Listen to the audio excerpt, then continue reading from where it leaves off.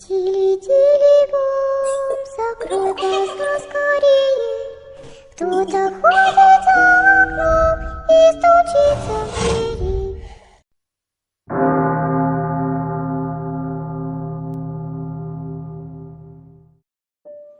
Sa mundong ginagalawan natin, may mga kasama tayo na hindi nakikita ng mga ordinaryong tao.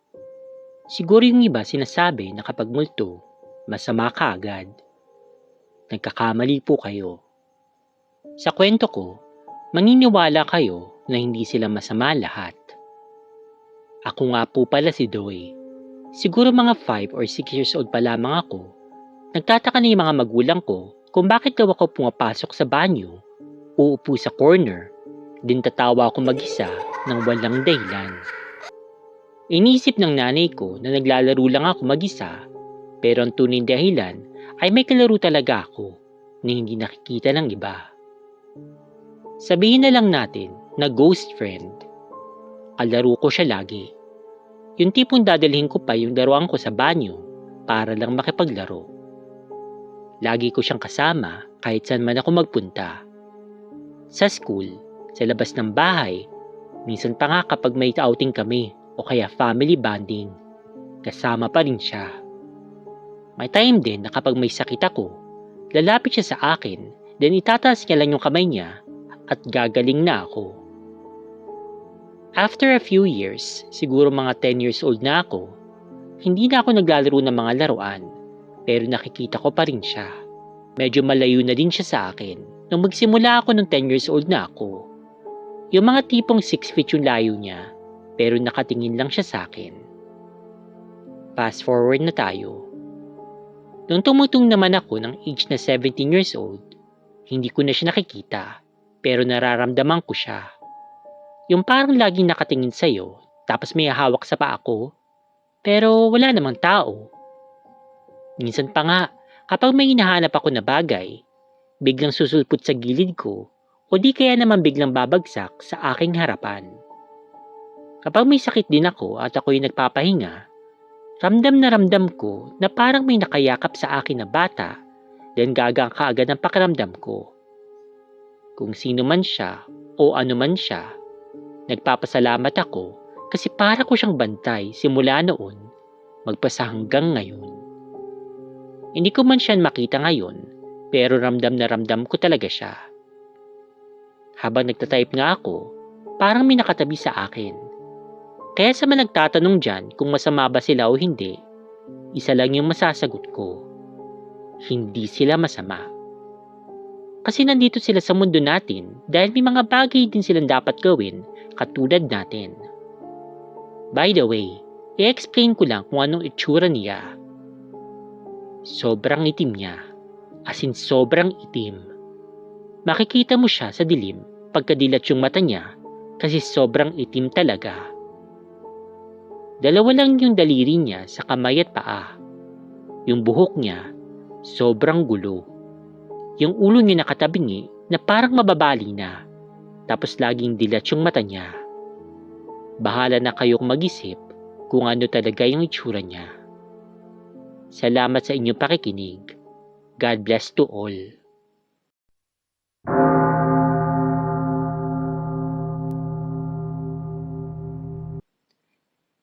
Dahil sa mga nangyari sa akin, dito ko nalaman na dapat talagang maniwala sa mga kasabihan para hindi ka mapahamak. Last year, nag-out of town kami ng family ng ex-boyfriend ko. Nagpunta kami sa relatives niya sa Quezon Province. Matagal yung biniyahin namin kasi galing pa kami ng Valenzuela. Nung una, masaya talaga kasi nag-enjoy kami sa biyahe dahil napakamaaliwalas ng panahon. Tamang-tama para sa lakad namin. Sa wakas, nakarating na kami sa barangay. Hindi ko nalang babanggitin yung mismong pangalan bilang respeto na lang sa mga taga doon. Pagka-park namin ng sasakyan, nagmasid-masid ako sa lugar na pinuntahan namin. Maraming tao. Talagang napaka-probinsya ng lugar. Uhaw na talaga ako noon kaya pagkababa ko talaga ng sasakyan, tubig ka agad ang hinanap ko. Nakatingin sa akin ang lahat, lalo na yung mga nagiinuman sa ilalim ng isang malaking puno. Marami silang kalalakihan doon. Hindi naman ako nagtaka sa reaksyon nila dahil mukha talaga akong galing Maynila. Kumbaga, isang dayo. Kulay pink kasi yung buhok ko. Nakasuot ako ng maikling shorts, sleeveless na pang itaas, at meron akong piercing sa ilong. Kitang-kita din yung full sleeve na tattoo ko sa may kanang braso. Nabigay galing ako sa may-ari ng bahay na tito ng ex ko at nanghingi ako ng maiinom na tubig. Maya-maya, may lalaki na kasombrero na lumapit sa akin at nagabot ng isang basong tubig. Hindi siya malamig at lasang galing sa gripo. Gayunpaman, hindi na lang ako kumibo. Nagpasalamat na lang ako sabay ngiti dun sa matanda. Ang saya namin nung araw na yon. Pinakanta nila ako at nag-inuman kami. Mga 6 p.m., binulukan ako ng ex ko na magpaalam na kami sa mga tito niya kasi may trabaho kami kinabukasan. Call center agents kami. Malayo pa ang aming babiyahe. Nung sinabi niya yun, hindi ko alam kung bakit galit na galit ako sa kanya. Ayokong umuwi sa Valenzuela. Pero dahil hindi kami pwede magstay kasi nga may pasok kami kinabukasan, hinila niya ako sa loob ng kotse at doon ako nagwala. Basta sinabi ko lang sa kanya, ayokong umuwi! Wala akong nagawa. Kahit galit ako nun, kailangan talaga namin umuwi. Habang nasa biyahe kami, nakatingin lang ako sa malayo. Nalulungkot ako. Gusto kong bumalik at magkakanta. Pero sinabi ko sa sarili ko na hindi pwede. Dapat na talaga kaming umuwi. Doon na biglang sumakit yung buong likod ko. Hindi na ako makahinga. Parang binabali yung mga buto ko sa likod ng dahan-dahan. Hanggang sa sinabi ko sa ex ko na hindi ako makahinga dahil sa sakit. Mga 2 a.m. na kami nakauwi sa Valenzuela. Nakatulog ako pero pagkagising ko kinabukasan, inaapoy na ako ng lagnat. Nag-decide na kami noon na dalhin ako sa ospital. Ang natatandaan ko na lang, nasa unahan ako ng sasakyan at hindi ako makahinga. Suka ako ng suka. Pagkagising ko, nasa ER na ako. Hindi ako makagalaw. Pagtingin ko sa aking gilid, nandun yung ex ko at nakatingin siya sa akin. Nung lumapit siya sa akin, nagtaka ako kung bakit ganun yung itsura niya. Para siyang alien. Parang lumiit yung mukha niya at parang may butas sa gitna. Sinabi ko yun sa kanya pero hindi siya naniwala. Natawa pa nga siya. Sabi niya, para daw akong tanga. Nung lumapit yung doktor sa akin, ganun din yung itsura niya. Natatakot ako sa kanila pero kailangan kong umaktong normal kasi parang na talaga ako nababaliw ng mga oras na yun. Habang nakatingin ako sa kisame, ang dami kong naririnig. Mga boses ng nurses nung una. Akala ko normal lang, pero parang hindi. Kasi ang titinis na mga boses nila. Maya-maya, may narinig akong pamilyar na boses. Si Mama! Yung kagad yung nasabi ko. Pero nung narinig ko sila, parang ang layo nila. Sabi ng mama ko, Opa, dito ka na mag-park. Iakyat ko lang kay Jessica tong mga gamit niya para makapagpalit. Itatanong ko na din sa doktor kung anong nangyari. alam kong wala pa sila sa loob ng ospital, pero narinig ko na sila. Nasa parking area sila, pero bakit narinig ko na sila? Takang tanong ko sa aking sarili. Kinilabit ko kaagad yung ex ko. Sabi ko, nandiyan na sila mama. Ha? Wala pa sila. Hayaan mo, papunta na yun. Sagot naman niya. Inulit ko ulit yun at dun siya nagulat. Nandito na sila. Nasa parking area. Narinig ko nag-uusap sila ng papa ko. Bakit na si mama dito? May mga dalang mga damit. Dun siya kinilabutan at lalo siyang nagulat nang bigla siyang kinalabit ni mama sa likod niya. Sabay-sabing, Oh, bakit? Para ka nakakita ng multo. dun pa lang, alam ko nang hindi normal yung nangyayari sa akin. Sa halos 5 araw ko sa ospital na yun, araw-araw kong narinig ang isang lalaki na nagsasabi na, Bumalik ka na dito. Naghihintay ako sa'yo. Araw-araw yun at halos walang pinipiling oras. Hanggang sa nagtataka na kami. Anemia lang naman daw yung sakit ko ayon dun sa doktor. Pero hindi nila mapaliwanag kung bakit ako nakakarinig ng kung ano-ano. Wala naman akong lagnat na noong mga oras na yon. Hanggang sa nag-decide si mama na ipa-albularyo na. Hanggang sa nag-decide na yung mama ko na ipa-albularyo na ako. Doon nga nila nalaman na may lalaking nagkagusto sa akin at ginagamitan niya ako ng orasyon. Ginamit niya yung pagkakataon na painumin niya ako ng tubig habang uhaw na uhaw ako. Sinabi ng albularyo na talagang malakas daw yung kapangyarihan nito na halos gusto nilang ay mamatay na lang daw ako kaysa mapunta pa sa iba. Mabuti na lang, magaling yung albularyo na yun at tatanggal niya yung bulong sa akin. After niya ako pausukan at orasyonan sa loob ng kwarto ko nun sa ospital, walang makapagpaliwanag kasi nakatayo kaagad ako at nakapaglinis ng katawan. Hanggang sa nakauwi na nga kami. Lesson dito, kapag pupunta ka sa ibang lugar, huwag kang basta-bastang tatanggap ng inumin na bukas na o yung nakalagay sa baso. Sabi nila, kapag inabutan ka daw ng ganun, pihitin mo daw pabalik yung baso sa inyong mga kamay upang makontra yung dasal niya sa'yo. O kaya naman, tapikin mo yung nagbigay sa balikat, sabay inumin mo yung binigay niya. Yun ang isang paraan upang mabaliwala yung binigay niyang orasyon sa iyo. Yun yung mga bagay na hindi ko pininiwalaan dati. Kaso nangyari sa akin ito. Akala ko talaga noon, mamamatay na ako. Mabuti nilang at mabigit pa rin ng Panginoon Diyos. P.S. Nagkahiwalay kami ng boyfriend ko kasi natuklasan ko na si Lahis pala siya. Meron pala siyang karelasyon na kapwa lalaki.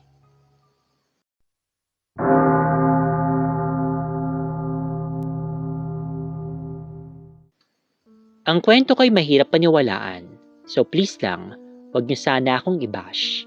Kung di kayo maniniwala, just scroll past. Nangyari ito noong 2022 sa probinsya ng Zambales. Hindi ko na babanggitin yung exact location dahil baka ma-offend yung ibang nandoon sabihin sinisiraan ko yung place nila. Punta kami doon ng friends ko kasi itong barkada namin na si Cecil, doon siya lumaki. Niyaya niya kami na mag-relax muna doon. Wala na yung pamilya niya doon, pero meron siya nung ninang na doon pa rin nakatira at sa kanya kami mag-i-stay. Since province naman nila yung pupuntahan namin, panatag kaming sumama kasi nga akala namin kabisado nyo na yung lahat ng meron doon sa kanila. So ayun, bumiyahe na kami ng 5:00 pa lang ng umaga.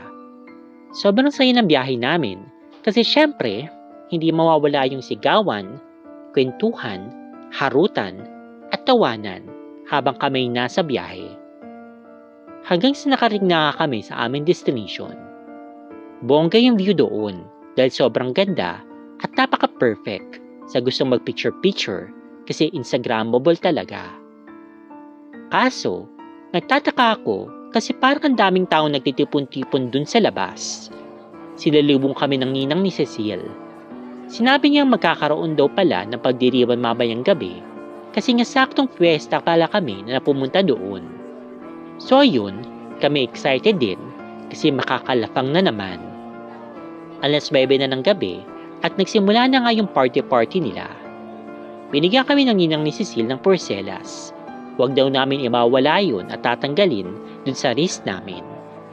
Ang sabi kasi, kaugalian daw nilang magbigay ng ganon para sa mga dayo at bagong salta sa lugar nila. Masaya yung lahat habang kumakain, nang maya-maya, may napansin kaming dumating na hingal na babae. Nagpunta siya doon sa isang matandang lalaki. I guess yun yata yung pinuno nila doon. Parang may binubulong ito. Tapos nagsalita yung pinuno nila sa harap. Hindi ko maalala yung eksaktong sinabi niya, pero parang ganito yun. Pansamantala ko ititigil yung kasiyahan. Hindi tayo ligtas sa ngayon. Magsibalik na muna kayo sa loob ng mga bahay nyo dahil paparating na sila. Wala akong ideya kung ano yung tinutukoy niyang sila. Basta nataranta yung lahat, pati na rin kami pinapasok na sa loob ng bahay ng ninang ni Cecil. Pero bago kami nakapasok, hindi ako makapaniwala sa nakita ko. Isang malaking aso. Marami itong kasama. Ngayon lang ako nakakita ng ganun. Base sa itsura, mababangis yung mga creatures na iyon. Diyos ko, ano bang meron? Tanong ko, kasi nga pati kami natataranta na, kasi baka lapain kami ng mga aso na yun. Aligaga talaga yung ninang ni Cecile, at ipamabang kasamahan namin sa bahay sa pagsaboy ng asin sa buong paligid. Sorry guys, akala ko naman wala na yung mga yan. Saad ni Cecile. Nagsimulang ipaliwanag lahat ni Cecile na yung mga asong yun na nakita namin ay mga aswang. Hindi ako makapaniwala sa sinabi niya. Aswang? Magiging ligtas naman daw kami as long as hindi nagigiba yung bahay at hindi namin inaalis yung mga porcelas namin. Aba, gaga naman pala siya eh. Paniguradong magigiba talaga yung bahay na yun dahil gawa lang yun sa kahoy. Biglang may umingi sa bubong. Lahat kami, titig na titig doon. Hinintay namin yung katapusan ng buhay namin. Aba yun nga, peste, nagiba yung bubong at tumakbo kami doon sa likod ng ninang ni Cecile. Mabuti na lang at si Mang Tor, kapatid ng ninang ni Cecile, kinuha niya yung parang pamalo na gawa sa buntot ng pagi. Grabe yung ingi ng alulong ng aswang pagkatapos siyang lataguhin ni Mang Tor. Pagkatapos ng pangyayaring yun, bigla na lang naging abo yung aswang. Parang panaginip lang yung lahat ng nangyari sa amin doon. Kinaumagahan pa lang, bumiyahe na kami kaagad pa uwi dahil na rin sa takot na baka bumalik pa yung aswang. Salamat sa Diyos at walang nasaktan sa amin ni isa.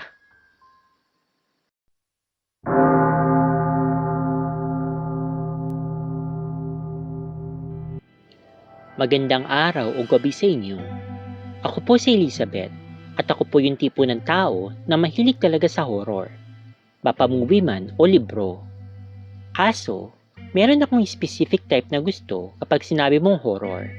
Hindi lahat gusto ko. Ang paborito kong genre ay yung tungkol sa mga demonyo o yung mga pagsapi. Sa katunayan, marami na akong collection ng mga movies at libro tungkol dito.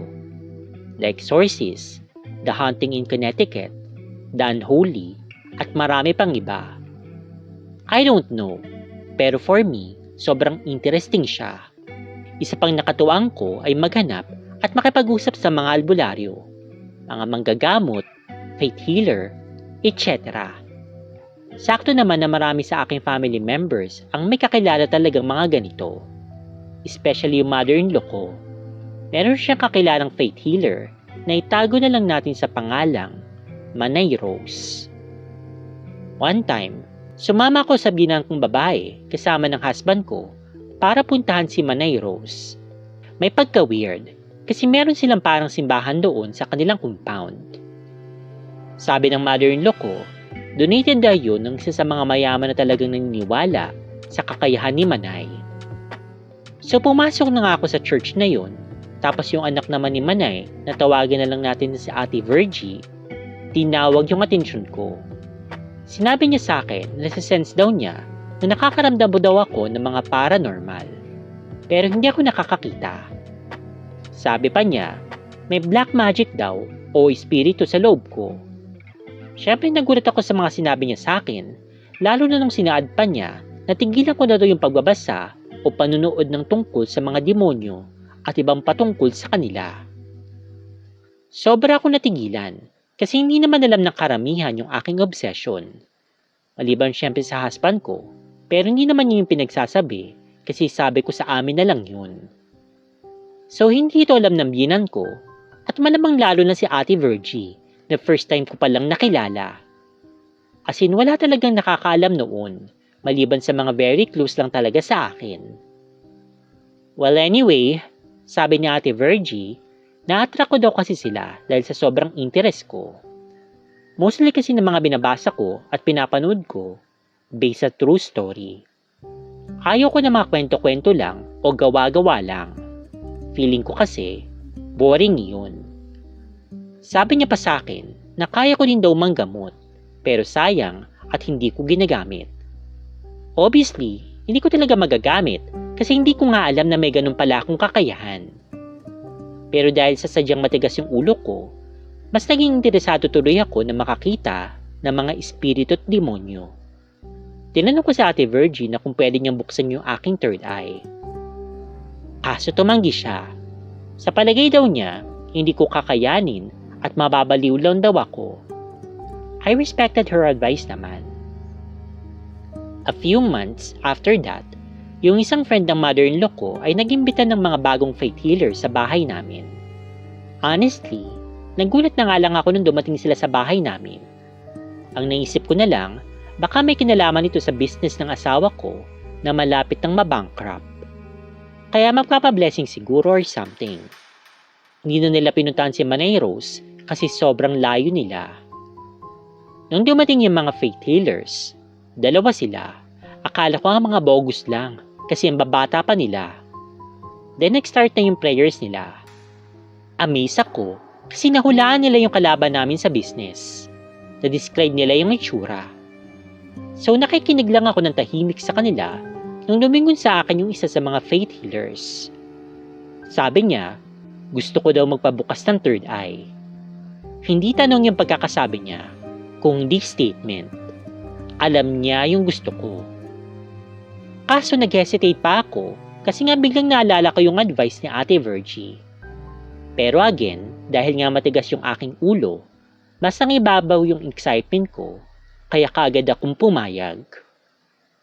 May mga Latin prayers siyang sinabi-sabi. Ewan ko kung ano yun. Habang nakikinig ako sa mga prayers na siya lang yung nakakaintindi, na-feel ko mula sa ulo ko yung init na parang nasisinaga ng araw. Hanggang sa bumaba sa katawan ko yung init. Hanggang sa bumigat yung aking pakiramdam. Akala ko, joke lang talaga yun. Kasi wala naman ako nakikitang kakaiba maliban sa kanila. Ang expectation ko kasi, pagka-upid ang third eye ko, may makikita na ako agad. Kaso wala. After ng blessing at prayers, umalis na yung mga faith healers. Nung gabi na yun, nilagnat ako na pagkataas-taas. Nag-alala tuloy yung husband ko at pinagalitan niya ako dahil ang tigas-tigas daw kasi ng ulo ko. Kinabukasan, sinabi niya sa akin na nagsasalita daw ako ng madaling araw na hindi niya maintindihan. Hindi na lang niya ito pinansin kasi tumigil naman daw kasi ako.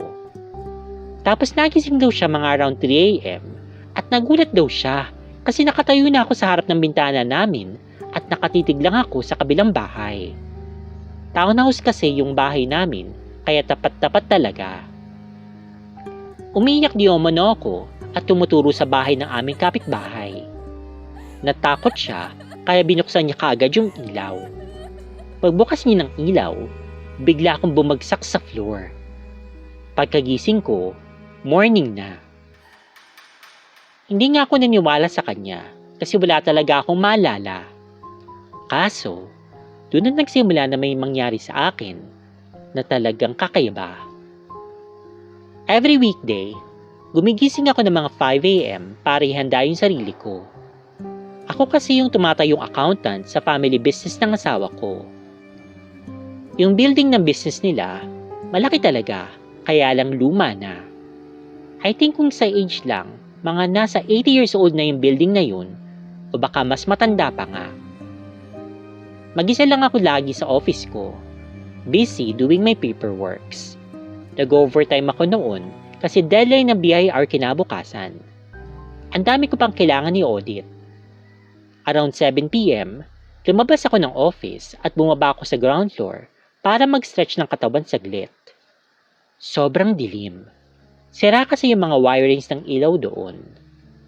Hindi naman ako natakot kasi matagal ko nang ginagawa iyon. Habang nag-iinat-inat ako, may narinig akong parang kalampag. Parang aso na nag-i-scratch doon sa pinto.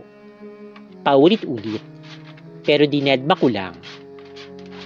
After ko mag-check ng cellphone ko, at akit na sana ako, bago ako makakyat, meron pang hallway ako na kailangan daanan. It's a bit long bago ko ma-reach yung stairs para makakit sa main floor. May mga pintuan doon. Yung pintuan ay may salamin. Habang nilalakad ako papuntang stairs, hindi pa rin tumitigil yung scratch na narinig ko hanggang sa nakaabot na ako ng door na malapit sa CR na hindi na ginagamit. Tumigil yung scratch, pero I heard a voice. Babaeng umiiyak, galing sa abandonadong CR. Kinilabutan ako, kaya sa wala sa sarili ako napatakbo. Nagtawag ako ng guard para tingnan kung may tao doon, pero pag-check niya, wala naman daw tao. So dinedma ko na lang. Nag-work muna ako. 9 PM na, hindi pa rin ako tapos. Sa loob ng office ko, meron salamin na mahaba at matatanong mo yung hallway. Madilim na. Ilaw ko na lang sa office yung nagsisilbing ilaw doon. So nagkukompute ako noon nang biglang napatigil ako. Feeling ko may nakatayo sa may bintana at nakatitig sa akin. Ayokong tingnan. Namamanhid na yung buong katawan ko sa takot. Pero parang may humatak sa ulo ko upang masdan siya. Babae na naka-uniforme na umiiyak. Narinig ko siya na pinapaalis niya ako. Hindi ko daw siya mapipigilan. Umalis na daw ako. Yun yung paulit-ulit kong naririnig. Hindi ako makatayo. Para akong pinako sa kinuupuan ko. Hanggang sa nakita ko pa yung isang batang lalaki na nakasuot ng t-shirt na green. May hawak siyang bola at pinagulang niya ito papunta sa akin. Takot na ako at napaiyak na ako doon. Ayoko nang dumilat. Gusto ko na lang matulog para pagkagising ko, umaga na. Kaso hindi. Para ako nawalan ng boses. Tinawagan ko yung asawa ko para magpasundo na sa kanya. Dilagnat ako ng gabing iyon. Kinabukasan, naikwento ko yung nangyari sa akin sa maintenance namin na matagal na nagkatrabaho doon. Isa pala siya sa mga gumawa ng building na yun. Matanda na siya, siguro mga 86 pataas. Sabi niya, naging school daw yung building dati. Meron daw isang estudyante doon na babae na ginahasa sa abandonadong CR dun sa ground floor. Ginahasa daw ito ng isang janitor. Nilunod sa drum at hinayaan na lang doon. Yung bata naman na nakita ko, hindi nga alam yung story. Pero nung ginagawa daw nila yun, may nahukay daw silang kalansay ng bata at isang palakol. Hindi nila ginalaw dahil baka daw magalit. Tinanong niya ako kung nakita ko din daw ba yung matandang babae. Sabi ko, wala naman ako nakita. Ito daw kasi yung madalas na niyang nakakasalubong. Yun daw kasi yung may-ari ng building na nagpakamatay sa isang kwarto dun sa building. Nalugi daw kasi yung negosyo nito at iniwan siya ng kanyang pamilya. Hanggang ngayon, nararamdaman ko pa rin sila. Yung bata, madalas ko pa rin nakikita. Pero sinusubukan kong huwag pansinin. Makulit din kasi ako. Hindi ko pa rin tinigilan yung obsesyon ko sa mga ganito. Marami pa akong gustong i-share. Pero I think this is just the beginning. I would love to post my ongoing experiences here. Please bear with me kung masyado itong mahaba. Meron ka bang spooky story na gusto mong i-share? Kung ganon, ipadala mo na yan sa doubtsandspooks@gmail.com. Huwag din kakalimutan na mag-subscribe, mag-like, mag-comment, at i-share ang video. Kung hindi, pupuntahan kita sa bahay mo.